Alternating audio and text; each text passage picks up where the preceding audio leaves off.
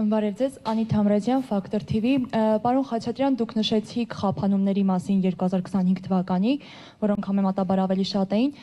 Կխնդրեմ, եթե հնարավոր է մի փոքր մանրամասնել, որոնք էին հիմնական պատճառները, որ եղան խափանումները, եւ նաեւ արդյոք այդ ընթացքում համակարգը ամբողջովին պաշտպանված էր կիբերհարձակումներից, ինչ որ փորձեր եղան, թե չեղան, ինչպես լուծումներ գտաք։ Շնորհակալություն հարցի համար։ Իրականում սկսեմ սկզբից առաջի հատվածից խափանումների հիմնական պատճառները դրանք եղել են մի քանիսի մասին մենք հրապարակային ենք հանդես եկել, դրանք միջազգային հեղինակավոր տեղեկատվական մատակարար ընկերությունների կողմից կատարվող աշխատանքների ոչ պատշաճ իրականացման արդյունք էին, որոնց մասով խորը վերլուծություն եւ պատանների ուսումնասիրություն իրականացվեց եւ փաստացի բոլոր այդ պատանները ինչ որ տեղ ունեցել ամբողջությամբ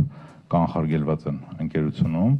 եւ թե մենք թե մատակարար ընկերությունը բոլորս մեր դասերը քաղեցինք այդ պատաններից, իսկ ինչ վերաբերում է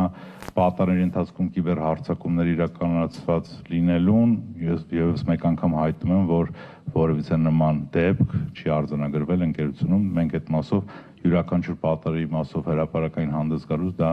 միշտ շեշտում ենք ու դա մեր ԶԼՄ ներկայացուցիչներին նույնպես անհանգստացնում էր, ոչ ներթափանցում չի եղել։